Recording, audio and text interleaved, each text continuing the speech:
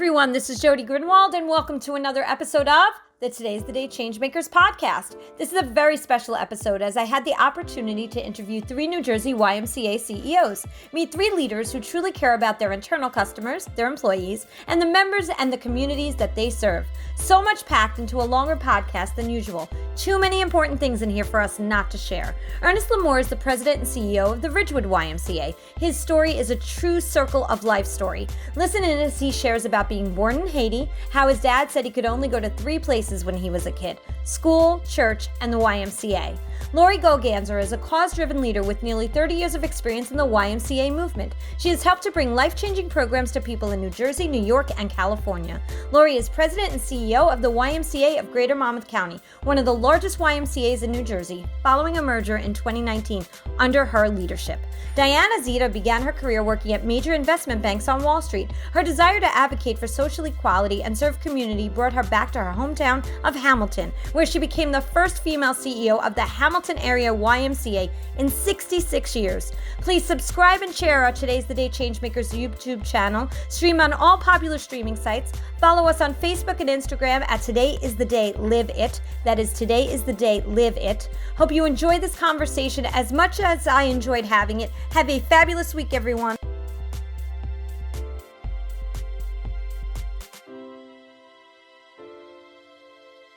Hi, everybody, and welcome to another episode of the Today's the Day Changemakers podcast. My name is Jody Grinwald, and I am so excited for today's guests.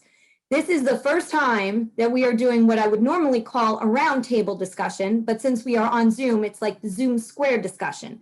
And so we're so happy to have these incredible CEOs from the YMCAs from across the state of New Jersey. So I am so excited for this. So first, I'm going to introduce them, and I'm going to do a little reading. I usually don't read, but I'm going to do a little reading. First, I'm going to introduce Laurie Goganzer. Hi, Laurie. She's the president and CEO of YMCA of Greater Monmouth County. Laurie is a cause-driven leader with nearly 30 years of experience in the YMCA movement, bringing life-changing programs to people in New Jersey, New York, and California. The YMCA of Greater Monmouth County is one of the largest YMCAs in New Jersey, following a merger in 2019 under her leadership, right before the pandemic hit. The YMCA of Greater Monmouth County serves nearly 36,000 people in 3 central New Jersey counties and is highly regarded for its extensive counseling and social services. Laurie is proud to lead a resilient, vibrant team of nearly 1,200 employees and 400 volunteers dedicated to strengthening the community every day. And just a little side note, I actually did get to work for Laurie for one day. Hey, Laurie, how are you today? I'm fabulous. Thank you so much for inviting me. I'm super excited, Jody, to be working with you again for more than one day. Exactly. Oh my goodness, I'm so glad you're here. Thank you. Next, we have Zita. Hi, Diana. Hello. Diana began her career working at major investment banks on Wall Street before expanding her career to work for a Fortune 500 company as their corporate treasury manager. Her desire to advocate for social equality and serve community brought her back to her hometown of Hamilton, New Jersey, where she obtained the position of CFO at the Hamilton Area YMCA. In 2017, Diana became the first woman chief executive officer in the organization in its 66-year history. Under her leadership, the Y expanded programs in underserved areas, focusing on at-risk youth programs and aquatic safety. Diana just recently received the YWCA Tribute to Women Award. Hi, Diana. Hello. Nice to see everyone. I loved being able to read that you were the first woman chief executive officer. We're going to talk a little bit about that in a little bit. So that was awesome. And then we have Ernie Lemore. Hi, Ernie. How are you? Hey, how you doing, Jody? Good. Ernie was born in Port-au-Prince, Haiti. When he came to the U.S., he spent a lot of time as a young child in his local YMCA in Stamford, Connecticut. In 2010, Ernest became the CEO of the Stamford Family YMCA, and under his leadership, the Y was transformed from a building that had closed its doors to a vital and crucial part of the fabric of that community. In December 2016, Ernest took his talents to the Ridgewood, New Jersey YMCA. Welcome to New Jersey, Ernie, where he currently serves as CEO. He is proud of the work they do to serve the community locally and abroad, especially in working with the many underprivileged children and families of his home country, Haiti. Welcome, you guys. I'm so glad to have you here today. So glad to be with you all. Thank you, Jody. Excited to be here, Jody. Oh, thank you. Thank you so much. And, like I said, I worked for the YMCA, Laurie's YMCA for one day, which was then called the Community Area YMCA, and I was the development director there. So I am just so happy to bring everybody here today to really have this conversation and share your individual stories, because although it's one organization, you all have different cultures from where you're located in your communities. So Laurie, I want to start with you because I really want to go back a little bit. I always love to hear a little bit about the backstory of those who are on the show. You started here living at the shore. We're not too far from each other. You moved to California. You came back. So what were you doing here before you left, and why California, and why come back? So that's lots of questions for you. Yep. Well, Jody, again, thanks for having me. Excited to be here with my colleagues, my esteemed colleagues. I grew up, I'm a Jersey girl. I grew up in Ocean County, and my family's still there, Manahawkin, Barnegat, and spent a lot of time on Long Beach Island. So great place to grow up, and just went to college in New York and fell into a YMCA job in Tarrytown while I was a senior in college, and started working at the Tarrytown YMCA in Westchester County, spent about 6 years there, and just got to work in every program, every department, fell in love with the mission of the organization. I worked in the front lines, and it was awesome. And I remember being up in New York after graduating college and working at that Y, but driving down the Garden State Parkway a lot on weekends and the holidays to see family, and always knew there was a YMCA in Red Bank that one day I'd love to work at, right? But stayed up in New York for a while. And then after the Tarrytown Y, I kind of knew it was time for some more experiences. And there was another Y still in Westchester County, the Rye YMCA. And so I left the Tarrytown Y to go work for Rye, and I got to be an associate executive director. I wanted the experience of leading a management team. And so I was growing in my career, and I thought, let's get more experience. So loved working at the Rye Y. So between Tarrytown and Rye, I was there for over a decade. And I just really felt like, I'd love to one day run my own nonprofit, my own organization, but I just, no matter whatever happens, I want to be good. I want to learn from the best. And so I had always known that one of the areas or competencies I needed to develop was financial development, fundraising, board development, things that when you spend most of your time in operations, you don't always get those experiences. And my mentors at the time had shared, Laurie, you got to get more fundraising experience, keep going, keep at it. So I had known there was this great Y in the United States, the YMCA of Metropolitan Los Angeles, who was known for being one of the best at fundraising and community development and board development. So I took a chance, didn't know anybody in California, and I applied for a job. You don't just get transferred in the Y, you have to apply, and the local Y has to select you. And I was lucky. I got an executive director position, and I moved out to California, and I spent actually 11 years working for the YMCA of Metropolitan Los Angeles. And I grew my way, up to a senior vice president position where I was running the flagship Y in downtown Los Angeles on Bunker Hill. I was running the Hollywood Y, where you would see celebrities and everybody on TV. You'd just notice faces and be like, I know them, but you really don't, but you think you do. And then I actually had a great experience to raise money and build a brand new Y in Koreatown. So like I said, spent over 11 years there. And then while I was there, I got a phone call and was recruited to work for the YMCA of San Diego County, which is the largest YMCA in the country. So it was such a great experience to be in San Diego, flip-flops year round. I mean, Southern California was so much fun, but I'd always known that there was this YMCA in Red Bank, New Jersey, called the Community YMCA. And I'd always had my eye on it because, wow, wouldn't it be cool to be able to do what I do for a living and come home and be near family, right? So, and prove to my family that this is really true. I do actually do this for a living. I'm not just making it up. So I'd always had that in the back of my mind. And when I was in San Diego, the opportunity had come open and I went for it. So came to work for the Community YMCA, applied for the president and CEO position, and got the job in 2017. And I have to say, what I got to do in New York and California really prepared me and equipped me to be a president and CEO. It also prepared me to lead 2 YMCAs through a merger. We're now the YMCA of Greater Monmouth County. And then it also helped me build resilience to help a large YMCA or any nonprofit through a pandemic. So it's been a road. It's been great, but it's been great to be home and still get to serve this great organization. So thanks for asking, Jody. Absolutely. What a ride. I mean, so basically your entire career is why. Yeah, yeah. That's incredible. Just a curious question. What was your very first job at the Y? What were you hired to do? Do you remember? Yeah, I was running youth sports programs. So I was working with kids doing youth sports and then after school programming. So that's where it all began. That's awesome. Thank you so much for sharing that. And that's a great story because that you are a career Y person. Yeah. No. Thanks. Diana, so you came from corporate, like myself, came from the corporate for-profit sector, found your way to nonprofit, and we talked about it in my opening, the first female CEO for your Y. So talk a little bit about your journey to the YMCA and then how it must have felt to be that first, to get that position and be the first. That's incredible. Absolutely. So as your point, I dove into the nonprofit world well into my career, but early on, I started out as an accountant, an accounting major. I actually never did accounting, and then got my CPA and worked in investment banking, DLJ, Lehman Brothers, the evil empire, worked there as well. Fortune 500, right? And I got to tell you, I loved interacting with people. I loved working with people. I loved solving problems. And it gave me a high. But there was always a little something missing, right? There was just this emptiness I could never really put my finger on, but I knew it was there.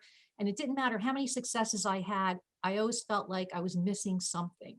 And then I had my son, my older son, and he was born with some really significant medical health issues. So I quit my job and I spent a lot of time in and out of hospitals, right? And I was actually in Florida at this point.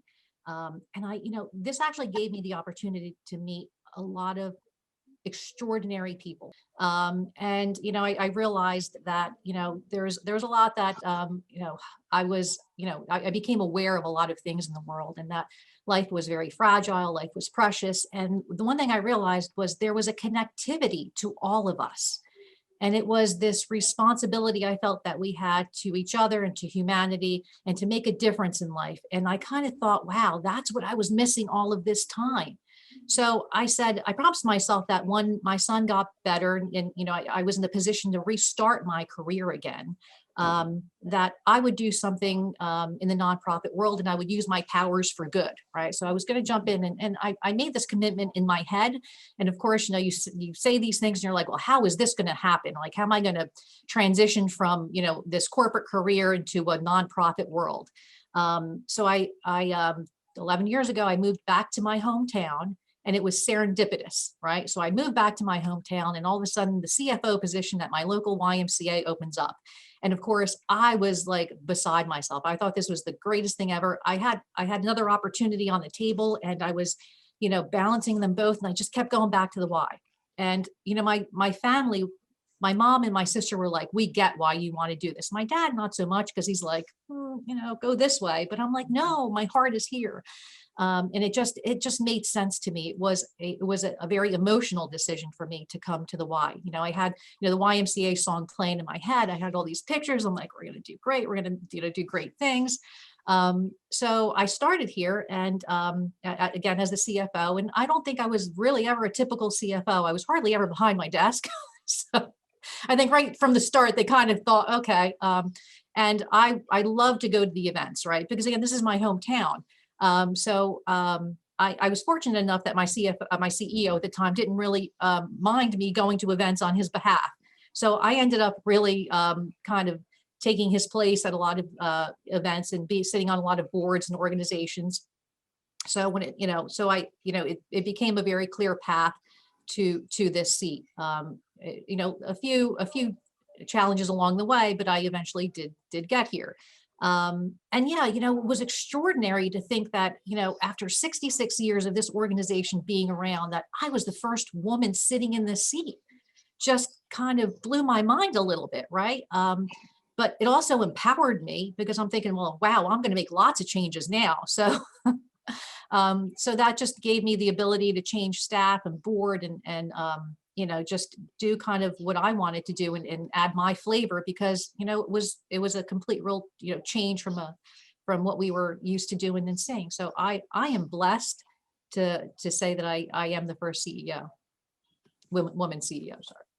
No, it's incredible. And I think what your story brings to is the fact that for those who may think that they're stuck in a sector because they've done that for so long and they don't think that they have the opportunity or could have the opportunity to switch to something like you said that's in your heart, it's a great example for those who are listening to hear that it is absolutely possible. So thank you for sharing that. And I think we all could agree with true kudos on the fact that it's so great to be able to say you were the first woman to run that organization. So kudos to you. That's awesome. Thanks, Diana.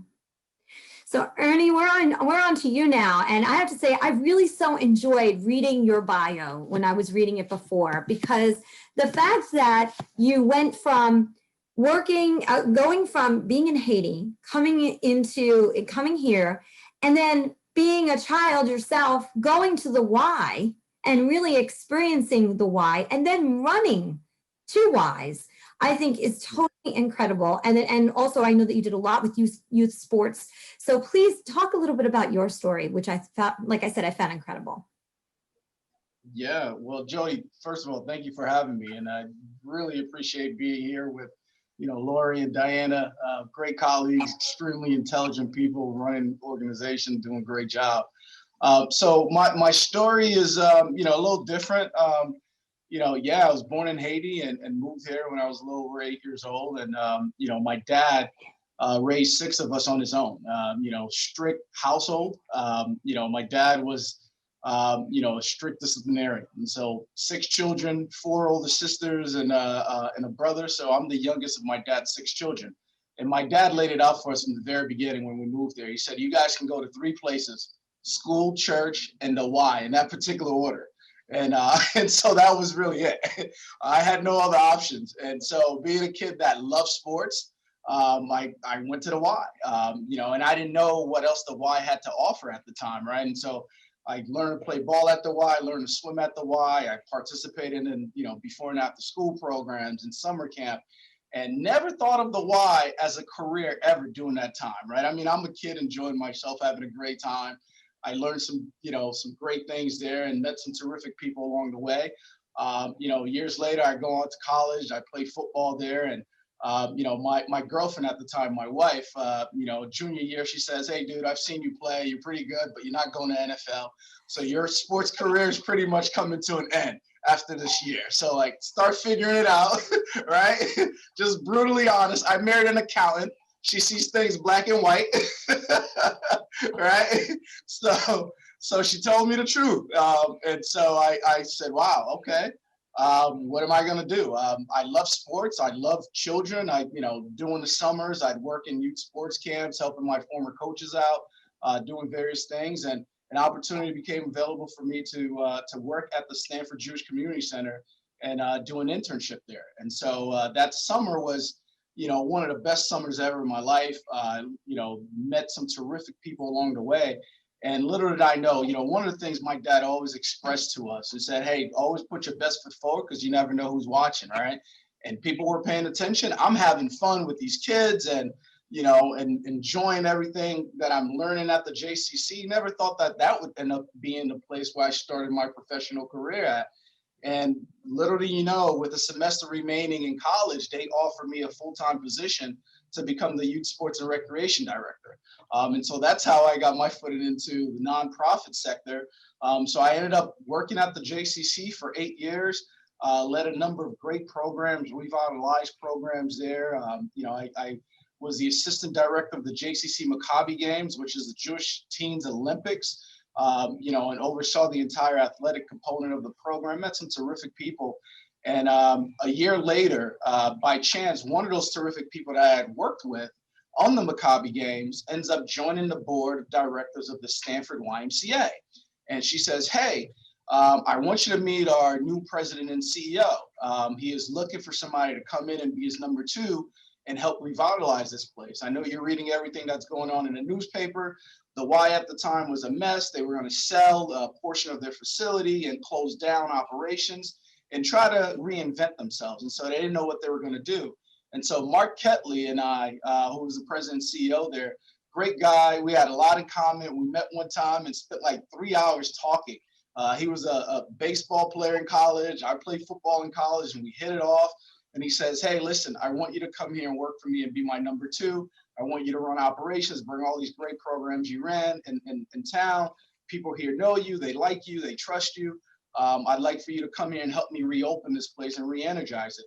And so that's what I did. I joined the Stanford YMCA in 2008. And we worked on a plan, Mark, the day, I never forget this, in April of 2010, we reopened our facilities. And Mark says to me, hey, let's grab breakfast tomorrow morning. There's something important I want to talk to you about. And that's not Mark, right? And so I'm like, what's up? And he's, oh, we'll talk over breakfast. So he goes to me the next day, hey, I'm retiring, and I've asked the board to really consider you as my possible replacement. They'll name you interim, go through the process and go through the search. Whenever any CEO vacancies become available, the Y goes to this national search.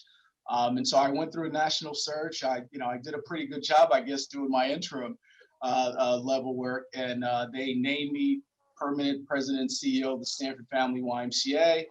I then changed everything around and revitalized the place. And, then the Ridgewood YMCA came calling. I could tell you, I couldn't find Ridgewood on the map. I had no idea there was a Ridgewood, New Jersey. There's a Ridgewood, New York. I never knew there was a Ridgewood, New Jersey. And so I said, all right, interesting. Let me take a look at it. And the very first thing that I found out about this Y was that they were doing work in Haiti, the country that I'm from. And so ultimately, that was the first thing that drew me to here. And, we run sports camps in Haiti. We built container YMCAs in Haiti. And that was like, wow, this is very interesting. And, I told my dad all about this, and he was like, wow, this is where you were meant to go. And so I've been here since December of 2016, loving every minute of it, get an opportunity to meet new colleagues throughout the state and love working with them and love what I do here. And so that's pretty much my Y story. A little over 12 years now in the Y.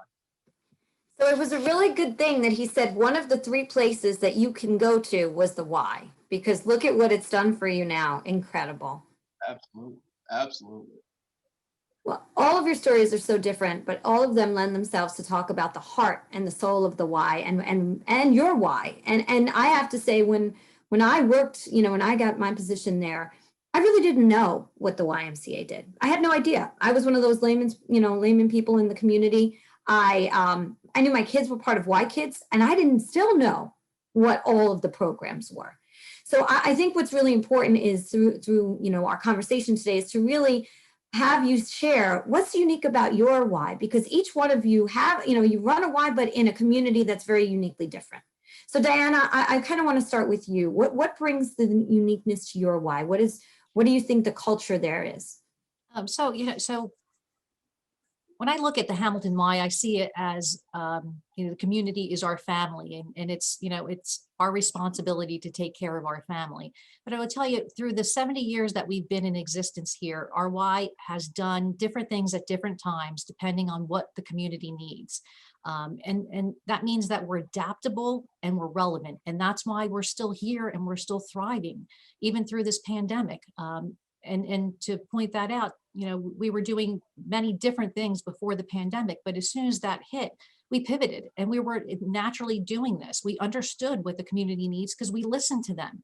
So we jumped in immediately to help to do childcare for essential workers, right? So people had to go back on the front lines. We had lots of families that were nurses and doctors and worked in grocery stores and had to be at work, right? So they were doing that obviously to protect us and to make sure that we were still safe and we could still exist. And, we thought it was our responsibility to make sure that their children were taken care of. We understood how important that was, even though it was a very uncertain time. But for us, again, it was our mission and our passion and our belief to take care of our family, and our family is our children, right? So we opened our doors and quickly, started that program. Through, especially in the beginning, our seniors were a focus for us because we were very concerned about them because, we have about 2,400 seniors that come through my facility just about every day. It is pretty much the central focus for seniors in my community to come to congregate, to socialize. And now all of this has gone away. So we immediately started, reaching out. We were doing calls, making sure they were okay, making sure they, whatever they needed. we set up Zoom calls so they could all first we did calls, phone calls, and then we did Zoom calls to make sure that they could see each other, talk to each other again, because they were being isolated, and we understood this. But again, understanding who your community is, what they need, that's what we do. And it's just so incredibly important. And we also pivoted to do something we'd never done before, which is food distribution. We heard all the, hearing again through our families, we don't have food. We lost our jobs. Unemployment wasn't working out as quickly as they could. These were really, just treacherous times for people and for families. And the most, basic essential thing you could do for your family is feed them. And people weren't able to do that. So we immediately started up food distribution, right? Again, not something we've done, but it doesn't mean we're not going to do it. That's who we are. We adapt and we move. And we've been doing it since April, May of last year, and we continue to do it, every 2 weeks. I believe the community sees us as a resource, as a convener, as a coordinator for the community, and really as the epicenter of who we are. We're the heart and soul of Hamilton and the greater area. And we show our love through all the things we do for our families. And I will tell you, the love was reciprocated through the last year, because we wouldn't still be standing here if it wasn't for my community and my family, so that have supported us to keep us going to do all these wonderful things through the last year. So I say, the Y is a family, is a community family for my community. Absolutely. And I like I said, a lot of people think of it as a gym and a swim, right? That's kind of what the quote unquote is. And there's so much more to that. Diana, pre-COVID, what would you say traffic wise daily? Do you have like a number that you have? Yeah, so we would have anywhere from 35,000 visits a month. Yeah. That's wonderful. And I know we've used your conference room for some nonprofit stuff that we've done there. And you definitely are a convener, because you allow nonprofits to use that space. Well, pre-COVID at times, of course. So yeah, so thank you for sharing that. Ernie, I'd like to ask the same question of you. The uniqueness of the Ridgewood Y and what you do in your community that's so special that some people might not know about. Yeah, no, absolutely. So a lot of similarities, with YMCA's, I would say, as much as our communities are very different in terms of how we're able to serve them and have impact. I would say, all the things that Diana are doing, at her Y, we've been able to pivot and do the same things during COVID as well. But what I think is very unique and different about our Ys, and particularly Ridgewood, we serve 40 communities, not just Ridgewood. So our ability to be a convener space for the community, a safe space that they trust, is something that sets us apart from a lot of different organizations that serve people and do a great job of doing that. I look at the Y as a blank canvas, being able to really create and do wonderful work, right? There's no such thing as a no, we can't in this Y, right? It's okay, how can we do it? Our ability to partner with others from various backgrounds, doesn't matter, as long as, we share a similar mission and focus. And that focus is really about helping people, right? Helping to have an impact on people's lives, whether it's through these various programs we offer throughout the year. I think the Y's ability to do that, to partner, to be that blank canvas, to be that community space that people look and trust, that's what's unique about not just our Y, but I think about all the Ys, in the state. And we showed that during the pandemic, more than ever before. People depended on us and needed us, and we were there, right? Not many organizations can say that. We have the ability to do things that a lot of organizations aren't able to do. The scope of knowledge, the work, what we bring to the table, what we possess as leaders, I think has allowed us to be flexible, right, when we need it. And so that's what's unique about our Y. And I wouldn't just say just our Y, but, Ys in particular have that ability to do that. Thank you. Thank you for sharing that. That's amazing. And like you said, you have that other unique part of what you do with helping out those in Haiti too, which is a very different piece from the other Ys as well. Now, Laurie, obviously, I have a bit more of an inside track, but not everybody else does. And also the fact is too, is that your Y does some very specific and special things through social, counseling and social services. And so I'd love for you to share more about that, and what you've done during the COVID crisis has been amazing too through your Y. Yeah, thanks, Jody. I've worked for the Y for close to 30 years, and one of our expressions is, you've seen one Y.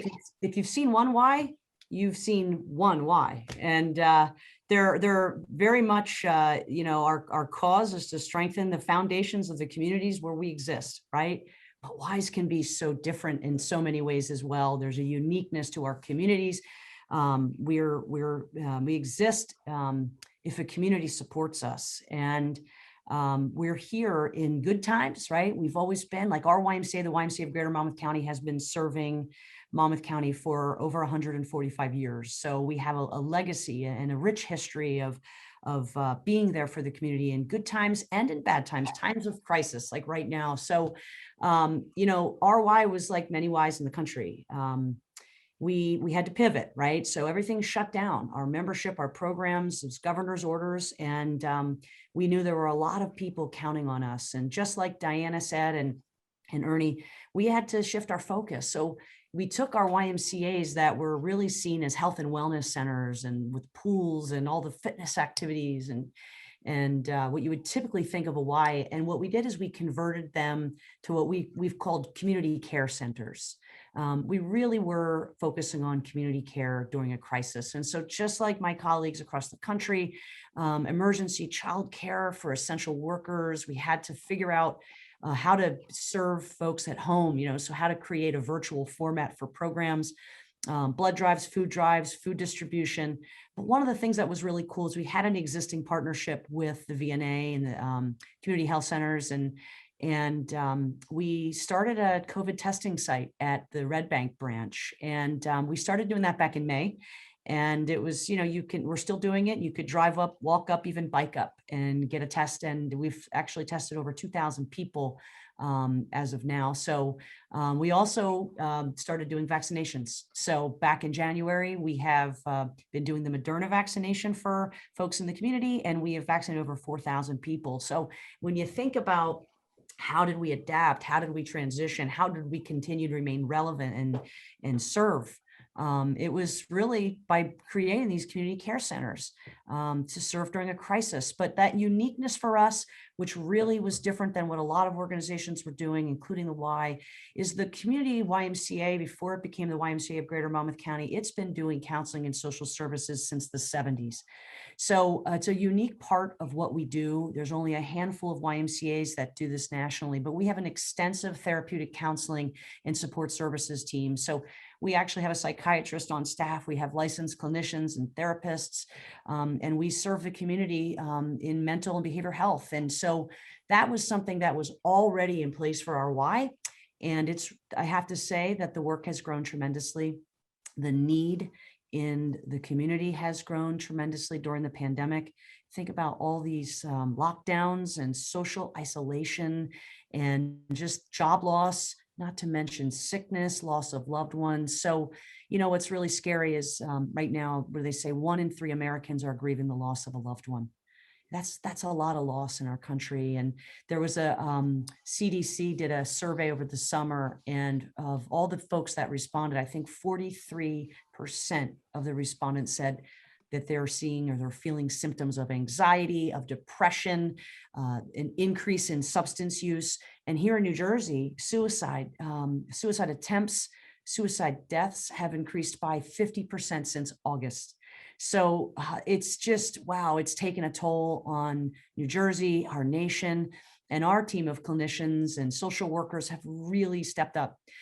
They've had to figure out how to do it. We pivoted our model to telehealth so that we could have a virtual platform, so we could still serve and provide counseling and support services to folks who we couldn't do it face-to-face like we had done for years. And we really had to broaden our scope of services. So the mental and behavioral health support for the community is still critical. And we really had to figure out how to help our community cope and how to seek care, right? So we had to create resources. Is one of the things we did. We stepped up. We created tools and resources so that we could help parents, help school districts. They were one of our biggest partners. Help anyone just recognize signs of anxiety, signs of depression and stress. So when we were able to provide those resources, we took it a step further and said, we're probably going to have to put together some training tools. And that's what we did.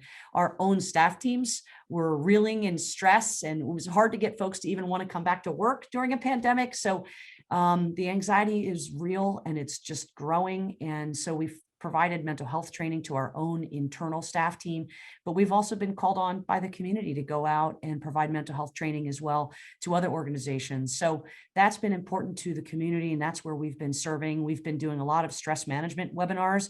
I've learned how to just slow down and breathe, and like yoga can be your best friend. So it's just been for us giving to the community in this way, behavioral mental health. We're afraid this is going to be the next pandemic. This is going to be what we're going to see when this all blows over and folks get back to what they think is the new normal. They're going to take inventory. They're going to reflect. They're going to think about all the things that they've lost over the last 2 years. And they're going to realize, wow, these loved ones that I've lost, my job loss, all the stress my family had to endure. So it's critical work, and our YMCA has really been stepping up and will continue to do so to serve. Laurie, if someone's listening right now in your region, how can they find out more about counseling and social services? Yeah, well, the one thing I always say when I'm on these sessions is if you're having an emergency, call 911 and get to somebody right away. But you can go to our website, right? You can just, it's so easy to access now. So we're www.ymcanj.org. So come to our website, call our Y. We have a hotline, actually. You could look up our counseling and social services, just Google us. But like I said, if it's urgent, 911 is the place to start. Don't wait, but it's real. And I mean, we're all feeling it. These are my colleagues. We meet on a regular basis, and we're always, talking about how hard this is. We've never had to do something like this in our lives, and we've got to figure it out. We're all trying to do it, but it's a serious issue. And I think it's only going to grow and worsen. And now more than ever, the Y has just stepped up, and we're working with our colleagues to give them the tools to also do work in mental health. I believe the YMCA does mental health. We're all about prevention. Feeding people is the baseline, right? What all of our Ys have been doing in food distribution. If you don't have access to food, that's the foundational requirement for crisis care, right? So the YMCA, you think of a hospital and you think, oh, that's the healthcare community. Guess what? Hospitals are in sick care. YMCA is in health care. We want to keep you healthy so you don't get sick. Our business model isn't heads and beds. Our business model is to keep you healthy so you never have to walk into a hospital, chronic disease prevention, and all those things that go with it. So mental and behavioral health are critical. They're just as important. The YMCA is spirit, mind, and body. We're not just physical in nature. It's the whole person. And mental health is critical, right? If you don't have your head together, you can't get your body together.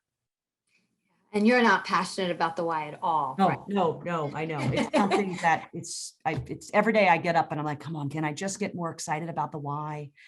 God, I love it. I literally want to buy whatever you're selling right now. Right? I mean, I think we all do. Because yes, you all are the model of what the Y is all about. And I think it's incredible, all three of the different organizations and the work you're doing. I want to go around and just ask quickly, how large employee size were you pre-pandemic? And then what did you go down to during the pandemic? Because I don't know that everybody really realizes the difference in the differentiator, because it's a huge differentiator. Laurie, size pre and then during. Yeah, we had about 1,200 employees. Remember, we had merged 2 Ys. So we had a very large workforce. And with this counseling and social services team, we had a lot of per diems and therapists and folks. So it's just a really big Y. And when the pandemic first hit, we laid off 85% of our workforce. We were just building up the excitement of coming together, right? It just happened in September of 2019, and then the pandemic hit. So 85% laid off. And then we were able to bring some folks back, and then it didn't pick up as well as we'd hoped. So we had to lay off again. But right now I would say we're at about 450 is probably our number. So nothing close to where we've been. And it's been devastating. And it's one of the hardest things I've had to do in my career. Lay off a team that we're building excitement in a team. And now it's, having to dismantle it for a while. And we're hopeful. We'll talk more about that, I'm sure. But it's definitely been a tough road to have to tell folks that you love on the inside track of your why, making it happen every day, that there's no work for them. Yeah, absolutely. I'm so sorry. I know. Ernie, what about your organization? Yeah, our organization pre-pandemic, we were a little over 350 employees between full-time and part-time. And when the pandemic hit, we were down to about 12 of us in the entire organization.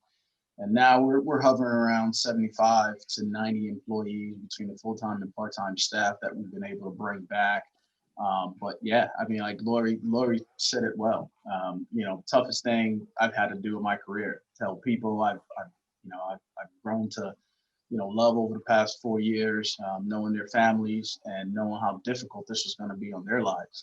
There was a while there where, I was sleeping 2 hours a night on average, just because that kept me up. We often talk about serving community, and sometimes I think some leaders don't think of the staff being a part of that community we serve. And remember where I started, right? So I'm never going to forget that. I was not always CEO. So for me, I always remember where I started, where I'm from, and the impact that decisions like this have on people's livelihoods and their families. It was difficult.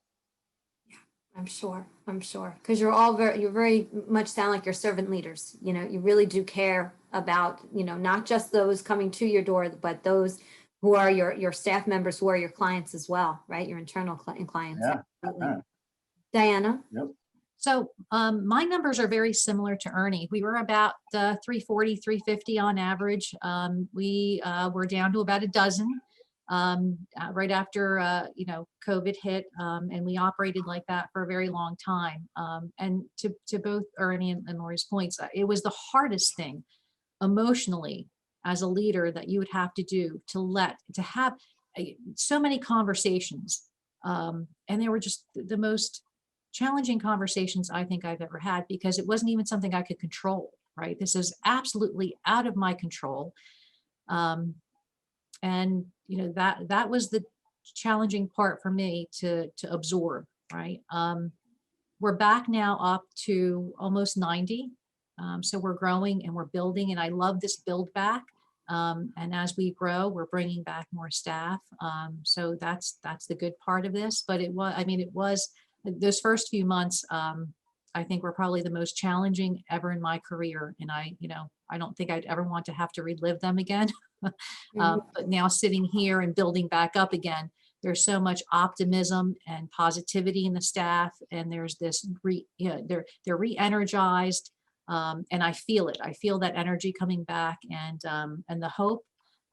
So being on this side now is wonderful to now be in this space. So many challenges, and I can hear in your voices, all of you, how devastating it was to have these conversations and sleepless nights and knowing their families. It's really hard. I think that when you're the person who's on the end of being let go, you don't always think about what the leader's going through, right? Because you know that it's impacting you personally.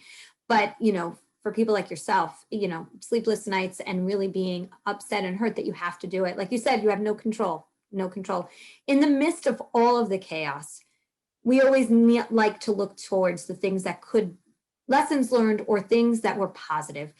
I just want to leave this open to whoever would like to go first. Something that you could share that would be just like a positive story that you took away learning from, or you're able to share that someone else can learn from through this experience.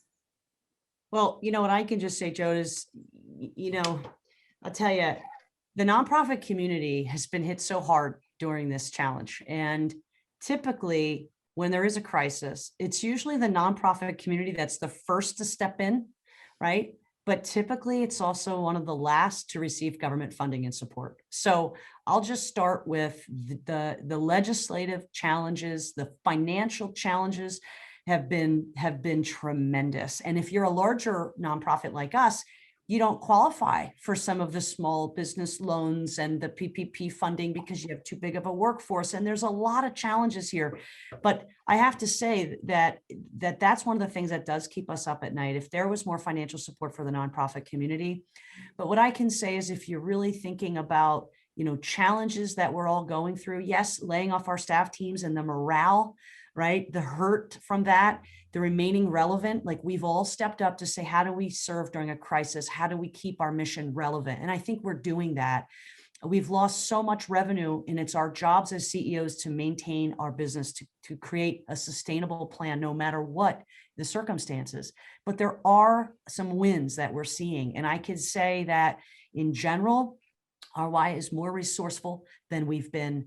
We have improved and stepped up communications better than we've ever before. We're more flexible, we're more nimble, we're more innovative, and we're actually better problem solvers. But I can say the silver lining in all of this for RY, and I'd say probably most Ys would agree, this reputation that that the YMCA nationally has had for a long time is this: you're just a swim in a gym. Are you really a charity? There's this brand awareness that folks, they think of the Y very positively. They might have learned to swim at a Y. They might have learned to send their kids to camp. They go to a wedding and they're singing the YMCA song. They feel good about the Y, but they don't necessarily realize that we're a charity. And I would say that the silver lining in this moment is that the way the YMCA has behaved and stepped up to meet the unmet need right now in our communities is making a statement.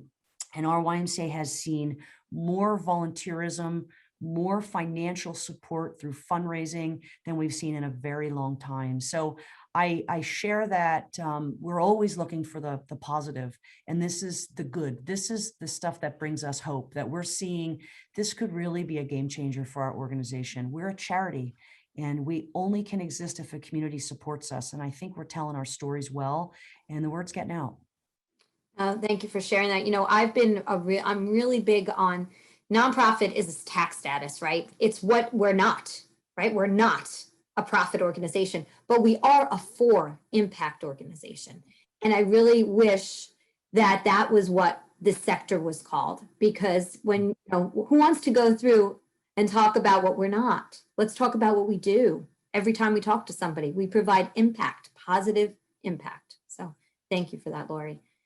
Anybody else have anything you want to share in the part of a positive story, something that kind of was a game changer for you during this crisis? I would say I'm echoing what Laurie said. For us, it was always overshadowed, like the gym and swim reputation just overshadowed us for many years. And it was really a struggle to get past that. And this pandemic does have a silver lining, because it kind of shed that gym and swim away, right? So now we're not doing that at all. And all of a sudden it put a spotlight on all the other things that we've been doing, and it kind of raised to the surface. And I will tell you, to Laurie's point, I've never had more conversations with my members, with my communities about, oh my gosh, I didn't realize the Y did that, even though we've been doing it all of this time. Or, oh my gosh, it's amazing what the Y's been doing during this pandemic. You've really made a difference in the community. Hearing that, and then having people support us financially now, and then us being one of their top 3 charities of choice, because they're realizing how important and vital we are as an organization to this community. And it's trickled all the way up, to Laurie's point, to nationally, where it should be, right? We should have a space, in legislation, and they should understand the importance of what we do, because quite honestly, if we don't do it, no one else will. So they really need to understand that we need to be helped, and and sustainable. So there is a huge silver lining in this pandemic. Yeah, and what people don't understand is that if all the nonprofits went away, the government would never be able to take over all the things and all the services that are provided to all of these many organizations. It's a reality check for a lot of people to hear that. Ernie, yourself, anything that you'd like to share? Everything Laurie and Diana mentioned, 100% agreement with, right on. We're blessed also with some terrific donors and board members who volunteer their time, right? They give the 3 T's: time, talent, and treasure. And so it's also important that we acknowledge what they bring to the table and helping us to sustain and grow, and buy into the vision and the mission of the organization as well. One of the things early on when I got here, we started talking to the board about was, hey, let's not just only focus on membership, right? Let's also focus our efforts on the type of impact we want to have. Yes, through membership. Yes, through all these various programs. But I've always viewed us as a social, sort of impact organization, and that's what we're doing now. As a result of the pandemic, it forced us to really forget about that membership model for now. Not to say we're never going to do membership, but it's to say, hey, this is how we truly have impact on communities, right? Through mental health, through food insecurity, through all the various things that we do in our communities. The why, the ability to pivot and do these things well, I think we are finally truly being acknowledged as that impact organization that we are. We've been that for many years. I mean, the Y's been around 176 years now. Remember, we were not founded as a gym and swim. That's not what, the Y was all about. I mean, London, England, bunch of dudes out and they're hanging out doing bad things, and brought them together. And that's what we're doing now in our communities. And I think we are back to what we were founded on, the principles, the guiding principles we were founded on. That's what we're doing now. And that's what the pandemic has really taught, not just the Y, but the entire world, that here's the type of impact we can have when we lead with thinking about people's needs first and foremost. Not to say we never did that, but during times of crisis, that's where the Y really can step in and lead with, all right, how do we help people get better and make life just a little bit sweeter for them during this time? And, these are some of the things that I think a lot of people in our world have learned about the organization. I'm proud of it. Oh, absolutely. And like I said, I really even myself going into work for an organization didn't know what I was about to experience. So I think this is a great opportunity for those who don't know. They're hearing it firsthand from all of you, and they can look more into, like Laurie said, you can Google any one of the Ys and we will have all of your information available on both the YouTube channel and on the streaming site as well. So let me ask you this, right? So in the middle of all of this chaos that was going on, some major social justice issues came up, right? In the middle. And I think it's really important that we discuss this topic. It's a topic that should have always been in the forefront. But it came about during a time of crisis as well. So we had two things happening at the same time. What are your organizations doing? First of all, is a conversation that just because something happened, a conversation that can't just go away. We need the conversation to continue. We need the education to continue. So I really just wanted to ask for each of you, what are you and your organizations doing around education on this topic, and how are you keeping the conversation going? So, I am extremely passionate about this. I'll tell you that right now. As a Black man, right, I live in this skin every day. I've encountered racism. I know what bigotry and hatred looks like. And it's not right? So our organization, 120 years of existence here in Ridgewood. I am the first person of color to hold this seat in our 120 years of existence. Our Y's history was one that, had a colored Y and a white Y for many years. And so I understand that history as well. And so, about a year ago, what we decided to do, and this is what I love about our organization, just to show you the importance of volunteers who care, who get it, who understand, and want to do the right thing. That, the Y has wonderful volunteers and people who get involved. And when, the murder of George Floyd happened right in front of our eyes. And ironically enough, I'm bringing this up, and you all know what's happening now with the trial a year later. I had some volunteers reach out to me to say, hey, Ernie, what are we going to do about this as an organization? And I'm not just talking about you making a statement as president and CEO of the organization, but what are we going to do to have conversations, to have dialogue, to do real work around this? again, I came here and our Y was already involved with diversity, equity, and inclusion work, right? We were not only doing work in Haiti, but we were in Senegal as well. And so there was that committee already formed. And so for me, it was easier to have that conversation as a Black man, and to really talk to these volunteers about how can we really structure something that's going to bring all people together in our community. We talk about being open to all, right? How do we really do something that's going to structure that type of dialogue? And so we started what we call Y Talk, and it's conversation that brings together people from various sectors. We talk about institutional racism that exists in these various sectors, whether it's the healthcare, education, all the types of corporations that exist in our world, and the institutional racism and the barriers that exist. We bring experts in their field to have this dialogue, and we bring our community together to educate them around the issues that exist. It's really about all of us getting together. There's more for me to learn myself as a Black man. There's more for all of us to learn, to have empathy. One of the things on my journey I've learned is we all have biases that we bring to the table. Whether we know that or not, we have to learn what those biases are. We all have blind spots. And so I think the educational piece of what our organization's been doing since July of last year, and that's continued. We see about 100 or so people on these Y Talk series that we hold. And we've had great people get involved with us, to have this kind of dialogue. The last one we hosted was on civility, and really how to, hey, it's okay if you have different beliefs. That's fine. But the one thing that, we can't stand for as a world is the hatred, the racism. That's got to change. And to me, that's also a mental health crisis, by the way.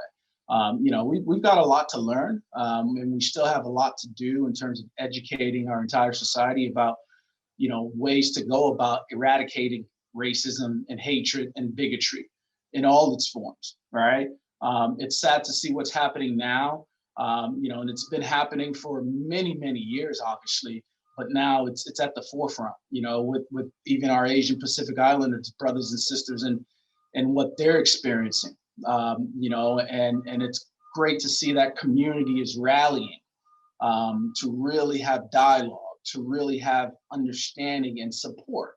I think that if there's anything that we can take from COVID happening, it's that COVID allowed all of us, because there weren't a lot of things going on, right? We were glued to our televisions, listening to news all the time, right? There wasn't a lot going on. And so COVID really allowed us to truly see all this hatred, all this racism that exists in our world. And for us to finally say, wow, and not all of us were there, but I think a lot of us got there and like, wow, it's really that bad? I did not know. And I've had people actually say that to me, and I said, look, I don't need you to apologize. I need you to recognize and engage, and for all of us to do something about this moving forward, because hatred and racism is not going anywhere unless we all decide to step in and do something about it together collectively. And that's what our YMCA has been doing with these Y Talks. And there's a lot more to do. I'm also involved with the African American CEO Network, and we hosted a series of town halls where we've had some really great people involved and engaged. The last one we hosted in February during Black History Month had Central Park 5, Dr. Salim Yusuf Salam on, and talking about his experience, his traumatic experience and what he went through. I remember that because I had just moved to this country around that time in the 80s and didn't know this type of, hatred existed in our world, in this country. And so, we've got a lot of work to do. I'm happy you asked that question, Jody, because I think that's one of the other things the YMCA has, it needs to prioritize this as well. right? And we've been doing that. And I think a lot of us need to get on board with this. Thank you. No, thank you. Thank you for your insight. I so appreciate it. And I'm doing as much as I can through this podcast. I have upcoming episodes with different people sharing, because I feel like we can't let this conversation go away just because things aren't happening out in the media as much as they were before. Now we have the trial on, but the conversation, the education is the other piece, because I'm learning so much. I learned so much from people who come on and share. I learned so, we have to keep educating ourselves. So Diane and Laurie, I want to open this up to you too, and what you're doing in your areas for education to your staff, to the community. How are you keeping these conversations going?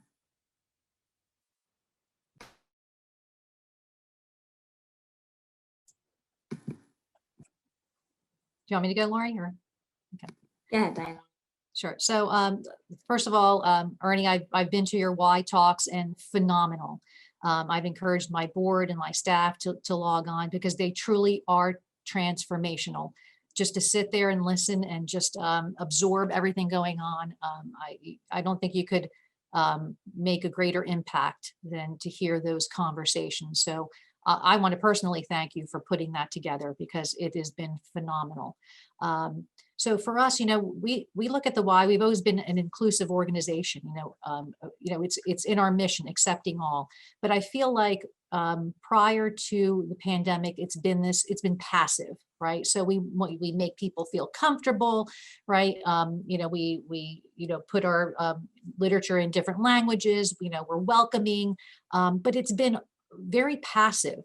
And I think with the transition with George Floyd, what that has made us realize is that it needs to be active, and we need to really engage more and be at the forefront and be bolder. And we've had, in my organization, we've had a huge educational process that's been going on. To Ernie's point, we really do. There is a lot of education to go on before I think big changes can be made. People really need to understand history, and I don't think people really do. So you have to start, you have to start many years back to get us to where we are right now, or else you can't appreciate where we are. And that is a process, and that takes time. And I know I'm a very impatient person, and I want to do something, and I want to see a reaction right now. But that's not how this is going to unfold. This is going to unfold with a lot of coordination and effort and patience to engage people and to educate people and to have conversations. And that's what we've been doing with staff. It's been a lot of training. I will say YUSA has provided us with some training, and we've gotten training from the community that has been awesome. And we've done this at the board level as well. But I will speak a little bit about what we've been doing collectively, if that's okay with you guys. So when this happened, when George Floyd, the incident with George Floyd happened, obviously it just shook the ground we all walked on. I will tell you personally, it was just, I was beside myself for a very long time trying to figure out how to make this better. So we engaged the CEOs in New Jersey. We had these collective conversations, and they were really good. Some of the best conversations I think we've ever had as a group. And, that kind of evolved into about a handful of us. I guess there's probably 9 or 10 Ys that just wanted to do more than just have the conversation. We felt like there was, we could make a difference, put a plan of action together. So we've been working together the last, I want to say since November, as a JEDI cohort, so justice, equity, diversity, inclusion. And we've engaged our board members, we've engaged our senior staff, we've engaged community. And we've had these discussions now for, I guess, three months going on. And the goal and the idea of this is to put together a plan, right? A plan that otherwise could take and engage. And the hope for this is how you make change. This will be transformational. And it'll be kind of the book, right? The Bible to doing that. And of course, it's going to be slightly different in all Ys. But that's what we want to do. We want to hand off something that is, a tool that otherwise can use in this, because it really is, as Ernie said, a very challenging and difficult topic, and it's emotional. It's highly emotional. So how do we diffuse that? So we just sit and have these open conversations with each other, because finding the pathway to doing that is going to be finding the pathway to peace and equity and harmony in all of our communities. And I hope that we can come together and create this wonderful tool that everyone can use. Thank you, Diana. I appreciate that. Ernie, I just want to ask you, those conversations that you're having, is there a way for the community to become involved, to listen in on those conversations? Yeah, absolutely. Absolutely. It's open to everyone. I mean, the last one we hosted, we had people out on the West Coast from, Washington State, to California, Texas, a couple folks in Florida. It's open to the entire country. And it's something that we're looking to really partner up with other YMCAs in the state to make this a statewide talk. Not necessarily hosted only by the Ridgewood YMCA. Because these conversations, I'll say, Jody, it's never easy on both sides. Because you never want people to think when you're speaking passionate about something like that, it gets difficult for some folks to hear the bitter truth, right? And sometimes people have their own assumptions. It's like, oh, he hates white people. No, I don't. I love all people, right? I love all people. Let's start there. That's why I work for the Y, because my mentors have been, men, women of all colors, right? And it doesn't matter who you are. I think that's one of the best things that growing up that I've learned. There are good and bad people from all walks of life. That's what we teach our daughter. I have an 8-year-old child, and and we want her to grow up to be loving, respectful, considerate, kind to everyone, not just herself. And so we have it is our priority to do that. And so I want everyone to know these conversations are never easy, but they are necessary. Absolutely. How do they find them, Ernie? So we post them up on our website. There's a Zoom link that we provide. We send it out typically, a month before, just to have everybody understand who the next series of speakers are, what the topic is on. We're going to be doing our next topic on redlining and the importance of that, and what really took place. And so we have some experts in the development and banking, mortgage lending institutions that are going to be involved with us to really get to the meat of this, because there are some people that don't think that still exists to this day, and that's the furthest from the truth. There are still barriers to certain communities, right, based on what you look like, who your background, et cetera. And so these barriers still exist, and people think that's not the case. And that's a blind spot, right? And so we're going to educate folks on that, and you'll find it on our website at www.ridgewoodymca.org/ytalks. Awesome. Thank you. Thank you. I really wanted to make sure we had that resource for everybody. Laurie, I'd love for you to weigh in on this as well. Sure. Diana, you said it beautifully, and you both are just incredible colleagues of mine. And, working for the YMCA, yeah, I mean, we are an inclusive organization. And that's one of the things that I love about it is we welcome all people. We don't turn people away based on their background. And that's our truth. It truly is who we are. And we do our best nationally to exemplify that as kind of an ethos and an environment that we want to foster, but we've been passive. And I think that there is a call to action now. And in our roles as CEOs, we have a responsibility. And that's why I love this New Jersey, the collaborative of, 10 of us, maybe CEOs in New Jersey that have said, let's get our key leadership together and let's create something, let's pilot something and see what comes of this. But, I can just say that the Ernie and the African-American CEO, the national network the YMCA has been phenomenal. We're in a process, I would say, nationally of learning and listening. This is not comfortable for a lot of people. We're fostering environments where we can have uncomfortable conversations and build respect and educate. And that's really, I think, the phase we're in as a YMCA.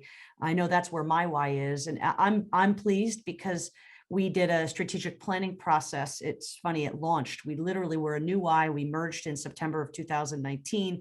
And then, January, we're excited. We're at a board meeting and we launched a strategic planning process. The board's excited, the task force ready to rock and roll. And then we have a pandemic. But we continued to endure through that process, and it was the best thing we did. And our board and our staff worked hard during this pandemic to create this new vision and plan for our Y. And what I was thrilled to see was the commitment that our volunteers and our staff had towards equity. Everyone wanted to make that a priority and something that stands out in our new strategic plan. So we've always talked about summer learning loss as an organization, but it's about academic equity. And now with this pandemic and kids having to work remotely and having lack of access to what they need, it's academic equity overall. And so there's so many levels that we're looking at. In our strategic plan, we created a shared vision, and basically it's a healthy, unified community where all people reach their fullest potential.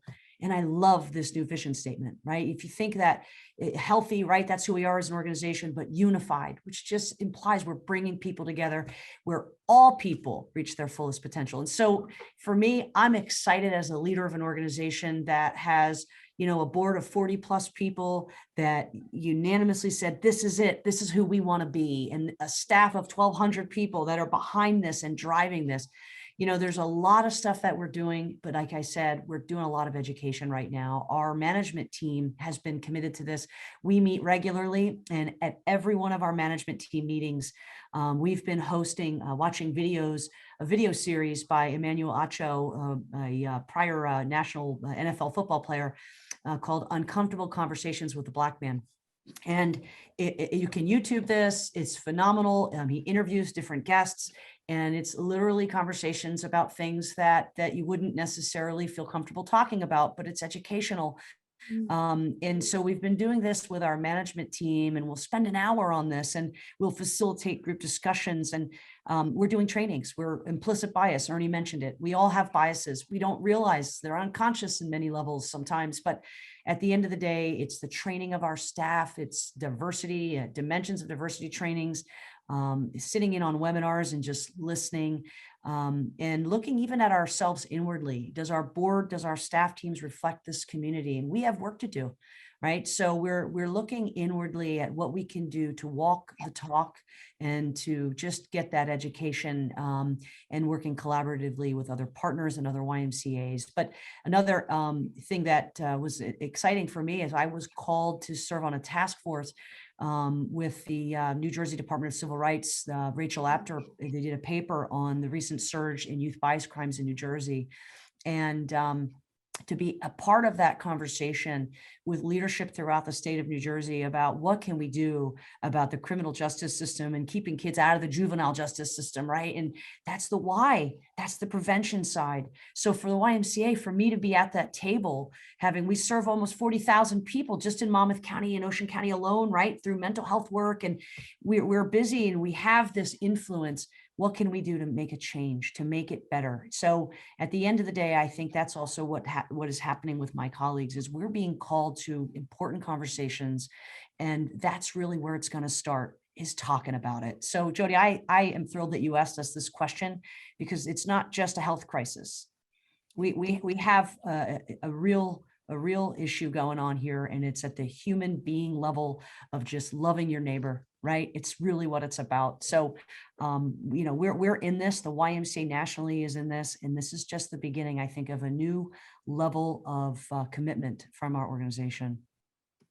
Yes, unified conversations. I just absolutely love everything that you shared. I mean, we could spend so much time on this because there's so much to talk about. It could have just been its own podcast all by itself on this topic.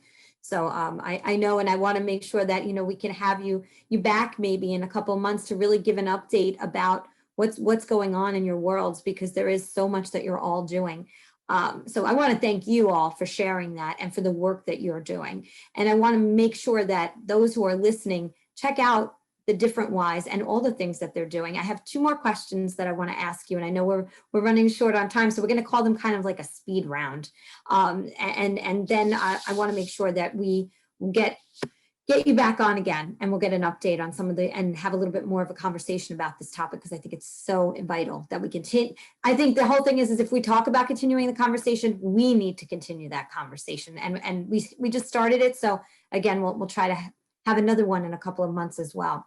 Okay, so just to speed around here, talking a lot about a lot of weight that you're all carrying right now between all the things that you're all handling as leaders. What do you do to distress? So quickly, just to go around, what are some of your favorite things to do to de-stress? Ernie? I don't know if it's helping with my stress, but golf is one of the things that I love to do, depending on the day. Look, as long as it's a beautiful day out and I'm able to get out and play and, fellowship with some colleagues, there's a couple CEOs that love to golf as well. And so we get together and, we just talk and, crack jokes on each other's games. And, that's a lot of fun.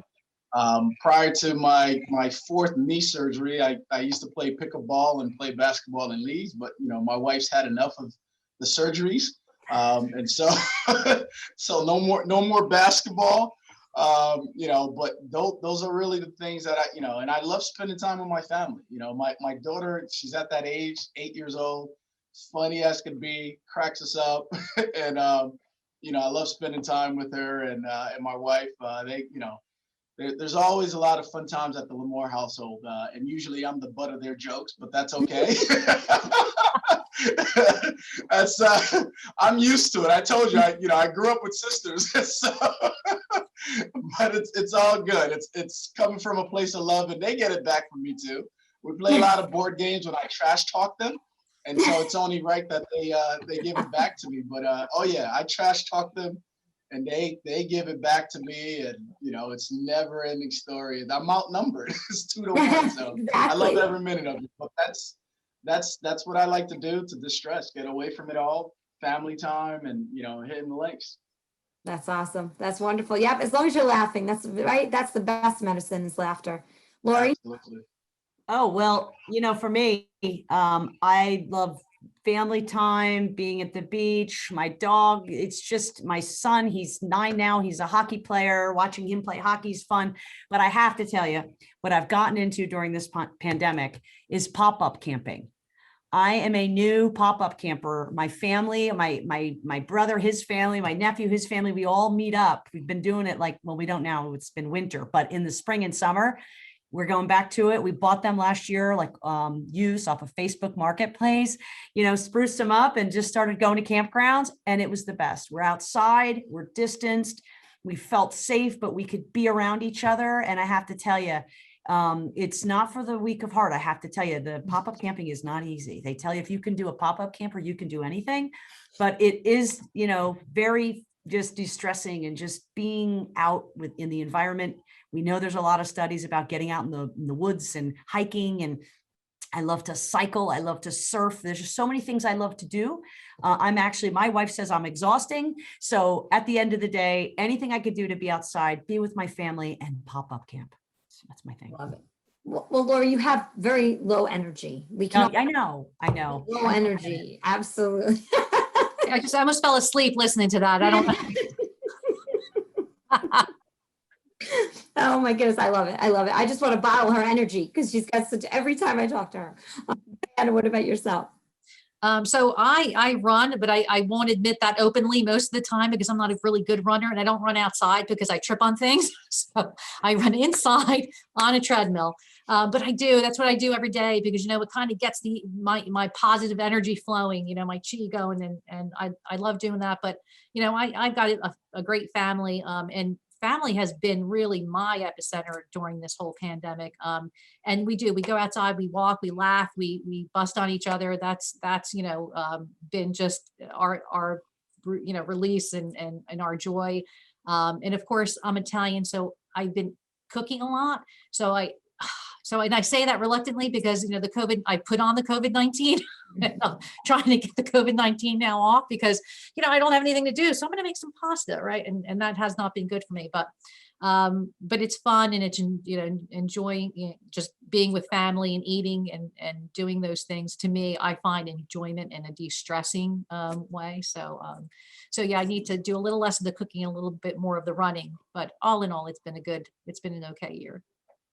I understand. I think I have the COVID-9. So I've got the 9 out of the 19. So I totally understand completely. So really quick, because I know we only have a few more minutes, but this is an important question that I ask every guest. If you knew then what you know now, what would that be? Who would like to go first?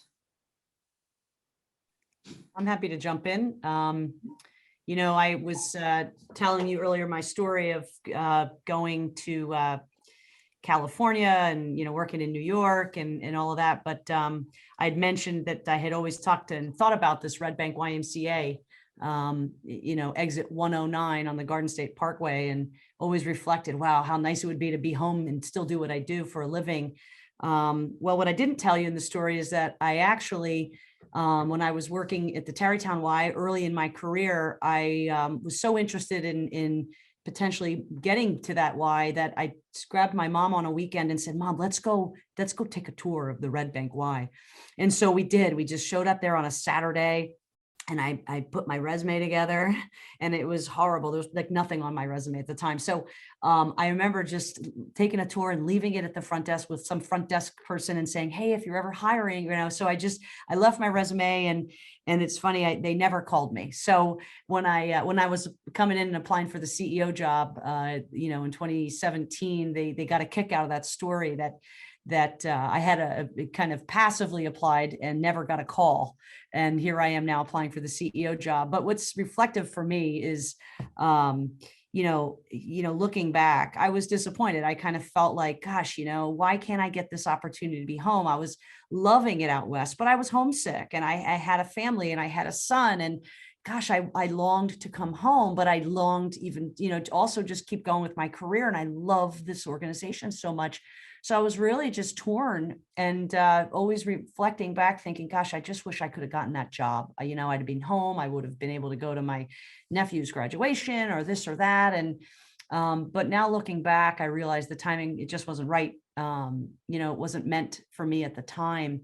But I realize now that, thank God I didn't get the job then. Like everything I've been doing, that I had been doing, on my career journey, positioned me to become the best CEO I could possibly be, having had that experience in Los Angeles with the best, fundraising mentors I could find, and board work and volunteer work. I just learned so much. And so it positioned me to be a better CEO, and it prepared me to lead a merger and scale and bring teams together. And again, certainly to get a Y through a pandemic. So I guess looking back, I can just say, don't give up on your dream job. It's kind of a little hokey, but we like to say your exit 109 is waiting for you. Be patient and just do the work. Is that going to be the name of the book? That it could be.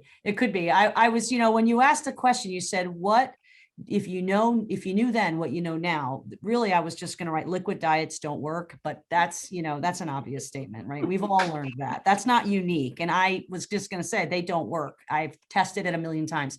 But at the end of the day, exit 109, right? That for me was always there. And here I am working at this beautiful YMCA, and I'm blessed, but it's not always your timing. There's a bigger, right? There's a higher power. There's more to it. Absolutely. That's a great story. Thanks for sharing that, Laurie. Wow. I like that. The exit 109 story. Diana? It's always hard to follow Laurie. I just have to say that out the back. I was like, Ernie, you go. I'll go.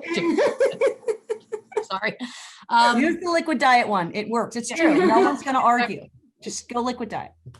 What I think I've learned in my life is to be bold and to be fearless, because every time I've taken these huge risks, I've landed on my feet.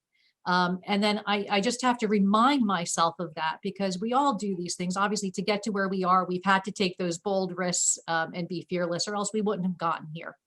And I reminded myself constantly through this pandemic, because I think we were all forged in fire in this pandemic. I mean, we managed things that we've never probably managed before, and multiple things going on. I mean, talk about juggling different things and having to make really challenging decisions and be creative and be innovative and be empathetic and be like all of those things just kind of together, right?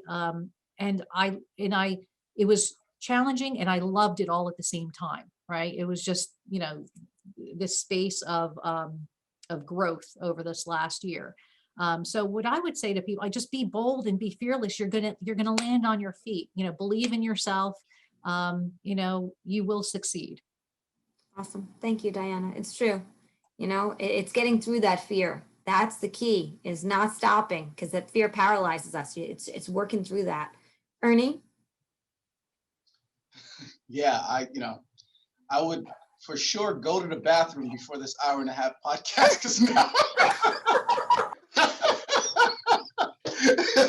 I wish I knew to go to the bathroom an hour and a half ago. After having 2 bottles of water and a cup of coffee. Do we cut this or do we leave this part in, Jody? That's staying. Right? Yeah, Hey, it's about good health at the Y. Drink water.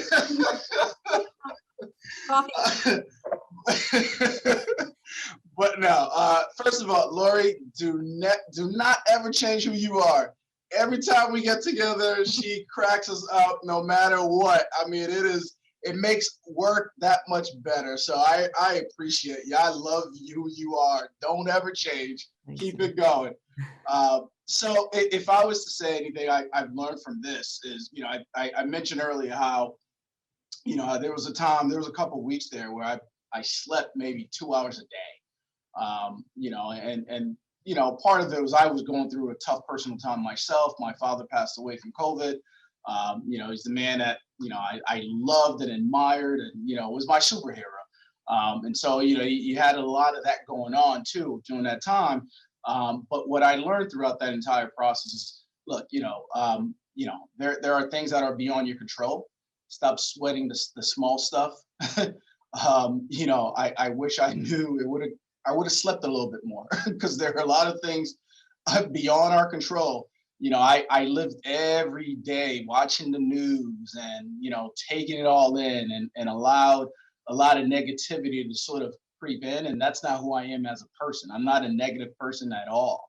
I'm always I married an accountant. She's the one that, black and white, no, it's this. No, with me, I'm always optimistic. And there was a part of me that started going to the other side. And, I learned along the way, it's like, don't change that. You can't, there's certain things you just can't control. And, continue to work on the things that you have control over. And that's what I've been doing the last, I would say the past 4 months. So that's what I've learned along this journey so far. Thank you, Ernie. And thank you to all of you for sharing your why. Now we know why, your why. And now we can have people go out and figure out theirs and really connect to all of your organizations through your websites, through your talks, through continued conversation. My hope is that people hear now a whole new side, right? They should know already, but if you don't know, you know now, right? So anything else? Any last words for this podcast? Because we're going to have you guys back on again, right? So we can continue this conversation. Anything else you'd like to share? That's great. I could add another, if I knew then, like what I know now, sweatpants. Right? I made the mistake in the beginning of the pandemic of just wearing sweatpants too often, and I was comfortable. I didn't realize what was going on, right? So if I knew then, I would have just kept putting on my same work pants, right? Just the pants. I could wear a t-shirt, but it's the pants. I should have kept wearing those dress pants just to maintain, but if I knew. So I got a little work to do as well. Diane, I got to meet you for a run on the treadmill because we don't. I'll be waiting. You don't want to trip over yourself outside? I don't want to trip over myself. Had I known. So, Jody, thank you for getting us together. Really appreciate this. But I got to tell you, look at us. The three of us have purple on. Laurie, I know. I was going to comment on that. What? And we we didn't even do this. Right? That's awesome. Wow. That's my favorite color. I love that color. Yeah, that's awesome. That is awesome. Well, thank you again so much. And I'm going to end the podcast with what I always say. Today is the day. You cannot go back to yesterday, and you do not yet own tomorrow. So please take, whether it's a small or a large step, something closer to reach your goals. Thanks again to these amazing, amazing YMCA CEOs, Diana Zita, Ernie Lamore, and Laurie Goganzer. Thank you for all the work you do in the communities that you serve, and have a fabulous day. Thank you.